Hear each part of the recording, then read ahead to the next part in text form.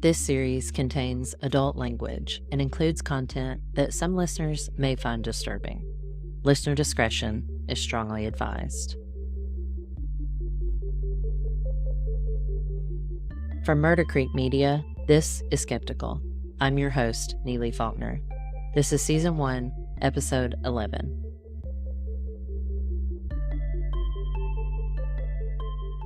If you're just now tuning into Skeptical, this is one story told week by week. So if you haven't listened to our episodes in sequential order, go back to Episode 1 and start from the beginning.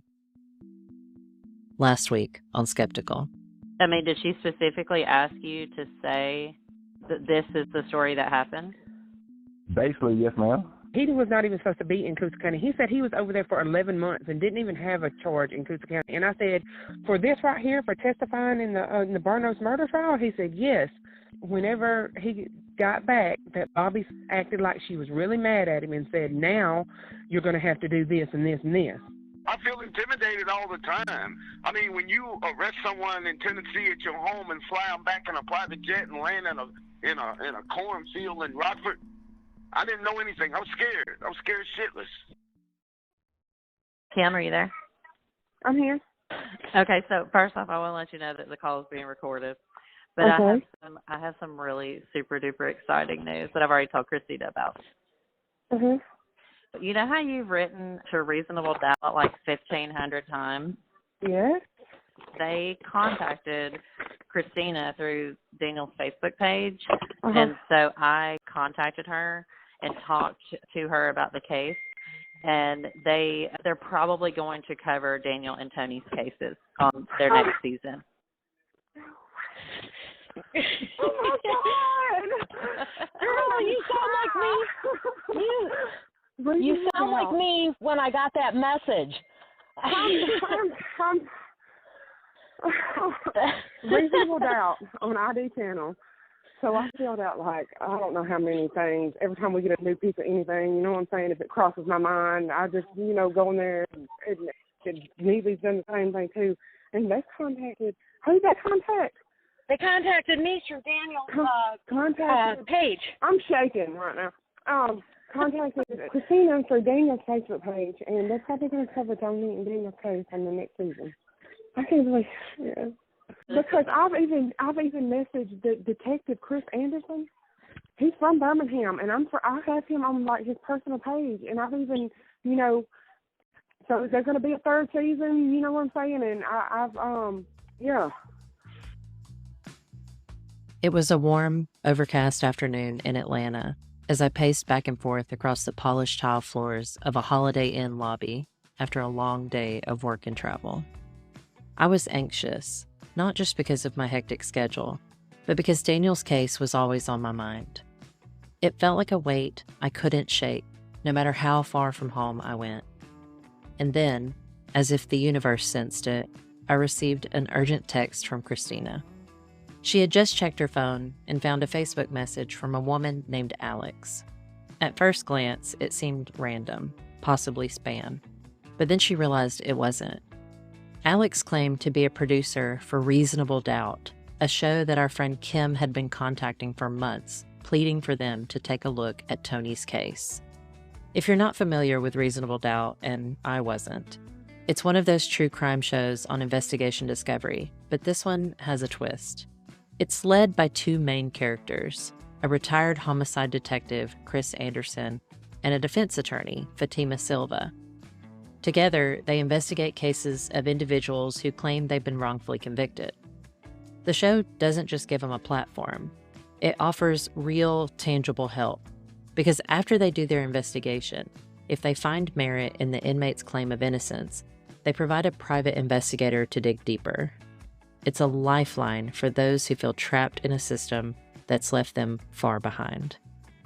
So when Christina sent me that message saying that a producer from Reasonable Doubt had reached out to her, it felt like a surreal moment. Alex said she had received Kim's request and was intrigued by the case.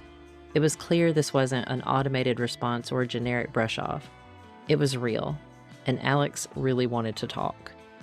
I quickly called Christina from the hotel to get more details.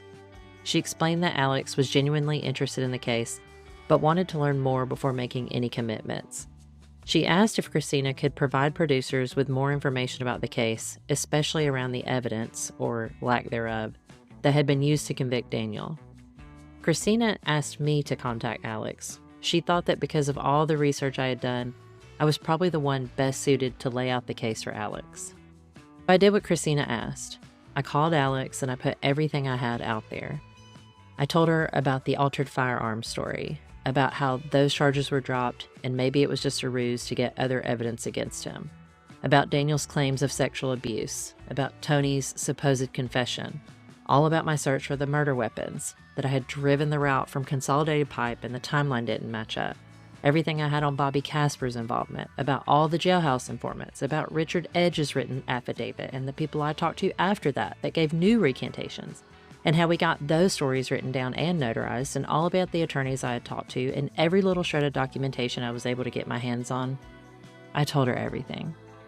And probably just as quickly as I just told you. She listened politely, and I could hear her typing notes as she did. Maybe she thought I was crazy, asking herself, does this chick have a life? Or has she lived and breathed capital murder investigation for the past year? I don't know what she thought, honestly, and I don't really care what she thought about me as long as she thought about the story itself. I knew that if she looked into everything I just handed her, that she would feel as passionate about this case as I did, but it was up to her to see the truth in it all. For months prior to this, Kim had been tirelessly reaching out to the show, trying to get Tony's case, not Daniel's, on their radar. She had gone through every avenue she could think of.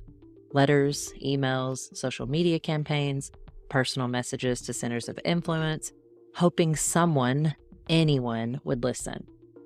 The odds of getting a response from a show like Reasonable Doubt were slim. They must get hundreds, if not thousands, of requests like hers. But Kim is nothing if not persistent. She knew in her heart that if Tony's case could get the attention it deserved, maybe, just maybe, they'd see the same gaps, the same inconsistencies in the prosecution's case. But there was always a catch. Tony's confession. I remember being in conversation with the show's producers for hours, talking about the murder at length.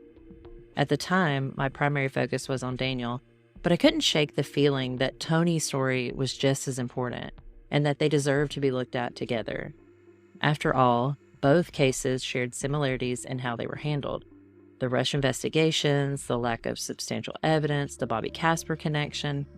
I felt that to fully understand Daniel's case, the show needed to understand Tony's as well. But the producers weren't convinced. Tony's confession had them on edge. They didn't believe it fit the mold of a typical coerced confession, so they were hesitant to dig into it. Despite my efforts, they ultimately decided not to investigate Tony's case in depth, but agreed to interview him for the show as it related to Daniel. It felt like a missed opportunity, but I kept pushing forward with Daniel's story, feeling it still had merit, and somehow it might help them both in the end. I began corresponding with the Reasonable Doubt team regularly, sending them evidence I had uncovered through my podcast research. This included all the recorded conversations, case notes, all the written affidavits Kim and I had gathered, and other details that didn't quite make sense from the prosecution's theory. Hi, Neeli. It's Alex calling from Reasonable Doubt.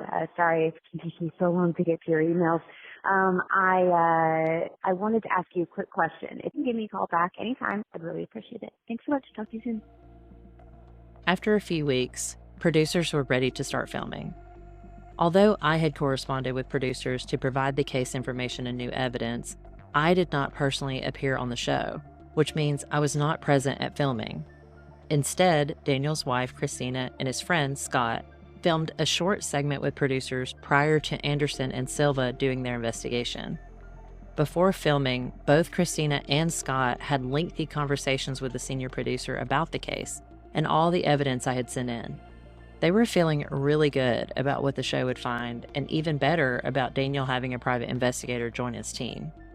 We were all extremely confident that they would find the same information we did, and possibly more with the resources they had. Me, Christina, and Scott met at a sports bar in Birmingham the night they filmed the first segment. We shared a beer, some nachos, and all set with this awkwardness surrounding the entire ordeal. I think we were each in disbelief of where we had ended up, thinking about everything that had happened over the past year, all the calls, all the late night deep dives, all the time spent reading over the same documents multiple times until something finally jumped out. And look at where all that work had gotten us. A few days later, Christina and Scott filmed the second segment of Reasonable Doubt. Again, I wasn't present for filming, so I asked them to call me after they left the filming location to let me know the results of the show's investigation. This audio is a three-way call between myself, Scott, and Daniel immediately after Scott and Christina left filming. Scott begins by talking about what producers found, beginning with a discussion of Kenneth Brooks. Kenneth was Daniel's supervisor at Consolidated Pipe, who testified at Daniel's trial, but ultimately was of no help to the prosecution as he did not tell the court that he clocked Daniel into work the day of the murder. So what the detective said was whenever he asked you, or I guess whenever he talked to Kenneth, that Kenneth at first told the detectives that he couldn't remember if he clocked you in or out or yada, yada, yada. So anyway, they were about to charge Kenneth as a suspect and say that he was covering for you or whatever the case may be. They produced some docket that whenever you unload a truck or whatever you did at Consolidated Pipe, everything was recorded. Well, supposedly on that day, you worked from whatever hours you worked from 8:21 or 8:19 till 5:01, but you recorded no documents that you unloaded a truck, got a part, whatever it is that you have to do while you're at work to prove that you're at work anytime you unload a truck. So that's when Kenneth told the investigator, okay, oh crap, you got me. All right, yes, I did. I did clock him in and I did clock him out. So I guess to keep himself from being a suspect, which again goes back to the 6 people that they coerced into giving testimony at the time of the trial, that you knew Tony, y'all gave all these gang signs and all these signals and stuff like that. And then one thing that was also disturbing to the detective whenever he was talking to Kenneth was the fact that he said that you came to Kenneth's house about a month after the murder and asked him, hey man, has any detectives or has any police officers came by and asked you about Mike's death or about Mike being murdered? This call lasted for almost an hour, and there was already a lot to unpack within the first 10 seconds. Although Kenneth testified that he was not the one to punch Daniel's time card, the only piece of physical evidence that could be used as an alibi for Daniel, he was now telling investigators that he did clock Daniel into work that day. This was a complete bombshell because I had not been able to reach Kenneth after multiple attempts prior to the show. Had I known this information, I doubt I ever would have pursued the case any further because this was a huge smack to the face. If Daniel's time card was false, he could have made it to the crime scene in time, and he was perhaps one of the only people in Mike's life that had a plausible motive to murder him. But what if Kenneth was lying? Why would he tell one story on the stand at trial and another to investigators 25 years later? I wanted to see how Daniel would respond to Kenneth's allegations. Did you do that? I remember going to his house, right? He lived in an apartment. Whether I asked him that or not, I can't tell you the truth. So it probably did happen. Then it probably, I ain't saying it didn't. I'm not going to tell you it didn't. I remember going to his apartment. Did you go to his apartment a bunch, Danny? No. So you just went that one time? I don't know if it's that one time. I don't know how many times I actually went to his apartment. Well, I recall going to his apartment. Okay. Well, according to the lady I spoke to tonight, she did say that Kenneth said that you were a good basketball player and all this good stuff. So, and that's kind of what made me. I'm glad she asked you that. I was hoping that you went there, but that you did, approach him, came and knocked on his door at one evening and asked him, hey man, by the way, have any cops asked you about Mike's death or whatever? insinuating, I guess, hey, man, since you clocked me in or out, that they come and ask you about it or whatever. Didn't come out and say it, but and I guess that was some of the concerns that the detective had during the interview. If your jaw just hit the floor with this revelation, you aren't alone, because I don't think I picked up my jaw for several months as I came to terms with what I just heard. And truthfully, I was almost in denial over it. My brain would just not compute this information because I was so irrevocably convinced that Daniel had not committed this crime. In light of this, I started questioning Kenneth's memory to try to make sense of it all. Had Daniel lied to me the entire time? Over a year of weekly phone calls and letters, conversations with our families, and pictures back and forth, I'd even spent some of the Christmas holidays with Christina and her kids, and Daniel had even asked a guy who would visit him in prison from a local church to come see us while we were in the hospital, which he did. I had developed a sense of trust in Daniel, not from just being gullible, but because the evidence I had uncovered told me the conviction was unjust. I had multiple written affidavits sitting on my desk proving the state had conspired against him to convict him of capital murder. This new information felt like a gut punch in every sense of the word, and I was instantly sick to my stomach. I decided to try Kenneth one more time, and thankfully I was able to reach him at last. I asked him about what I'd heard from Christina and Scott, and about his experience with the Reasonable Doubt team. Kenneth told me he had been diagnosed with a genetic condition known as spinocerebellar ataxia that attacks the nervous system and can result in problems with coordination and movement. One of the symptoms of this condition is slurred speech, so you may find him a little hard to understand at times. Can I ask you about what you remember about the case specifically? Because I remember that you testified at Daniel's trial, correct?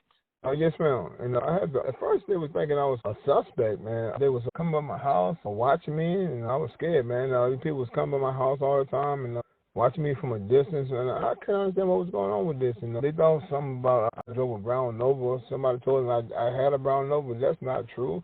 I never drove a brown Nova a day in my life. At the time, I didn't ever own a car. When I knew Dan, I never owned a personal car of my own at the time. And so I don't know how that came about. Then when they found out I was not the person that they was looking for, then they pretty much forced me to be, I guess, a witness. I was gonna be in trouble or something. I remember that much about it. That's been a long time ago. Been several years ago. Did they specifically say that you needed to testify against Daniel in order to avoid charges being brought against you? Oh, no, that was not it. But after they found out that I was not the person they were looking for, they wrote me a letter saying that I had to come to court. If I didn't, I would be subject to be in trouble if I didn't come to court. You know what I'm saying? Right, okay. So they issued you a subpoena, is what yes, that ma'am. Yes, I guess what you call it. Yes, ma'am. I'm not. Right. Yes, ma'am. Okay, what I want to ask you about, I know what you said at the time of the trial, which was that you did not clock Daniel in or out, but that it was not unusual for employees to do that. Do you remember saying that? I don't remember saying that. I don't remember saying. I remember saying I didn't not clock Daniel. I don't remember saying that. I don't recall saying that. But it was not unusual for people. We clocked each other in and out all the time, but I did for Daniel several times. You know, his name card was like by my name card, and he was Blan, I was Brooks, and he'll call me sometimes like real early in the morning, tell me to hit his card, and everybody did that all the time. And so I did it for him several times as well. But he was my friend, you know, Do you remember specifically clocking him in or out on the day that his father was murdered? I'm pretty sure I did. I think I did because I don't know what exactly date his father was murdered, but I just know he came to work. He was real hurt, man. He was crying hysterically. He was very distraught, and that was the next day after. You know what I'm saying? That was the next day after. When they found out his father had passed away, but I did clock him in and out. You know what I'm saying? But I don't remember what exactly the day his father died or anything like that. But I remember the incident happening when his father did pass away. Unlike most people in Alabama, Kenneth is a speedy talker. It took me a few times going over this audio to really understand what he said.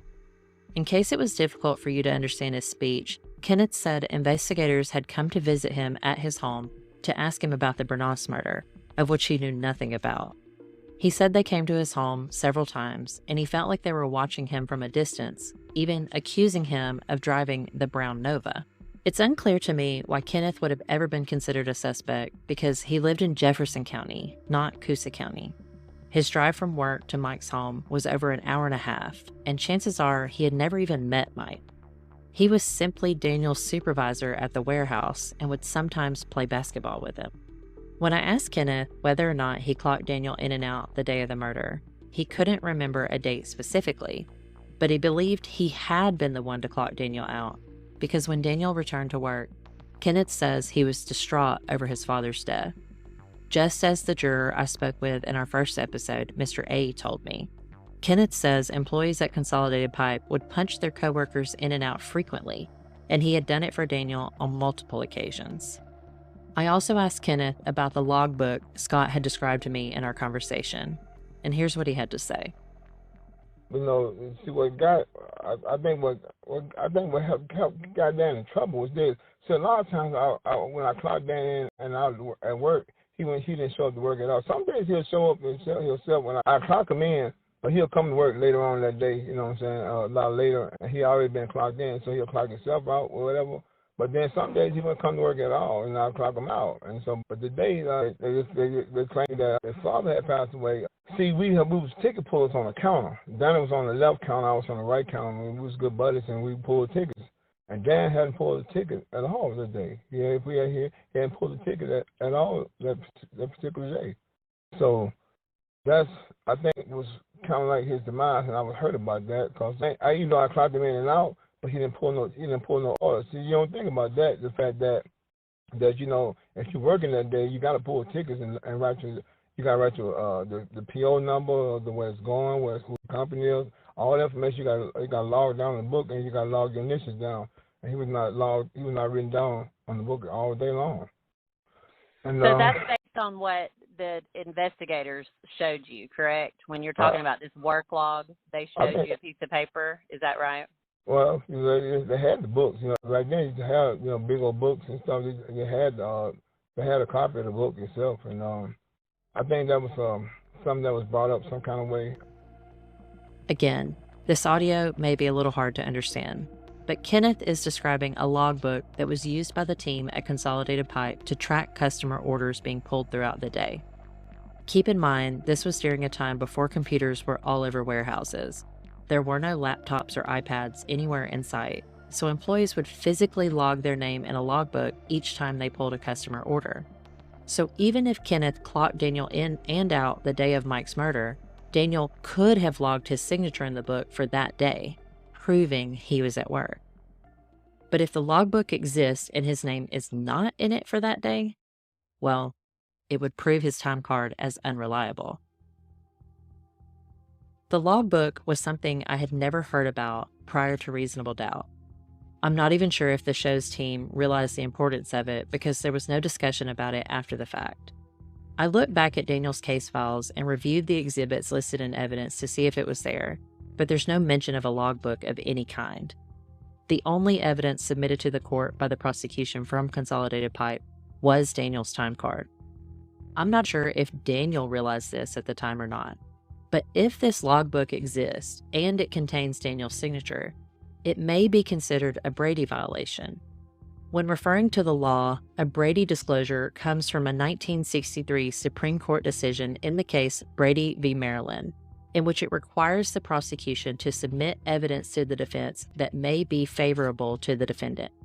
In other words, the state would have been required to provide Daniel's attorneys with this exculpatory evidence. And if this book exists with his signature in it for July 27, 1994, the state may have violated Daniel's due process. But what if the logbook exists without Daniel's signature for that date? Why wouldn't the prosecution submit it as evidence? Even though Kenneth couldn't say for sure whether or not he had clocked Daniel in and out the day of Mike's murder, and I had no idea whether this mysterious logbook really existed, I was now questioning the reliability of the time card.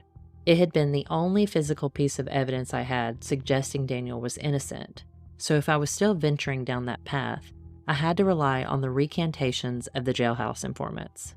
And what, if anything, would be done with those affidavits?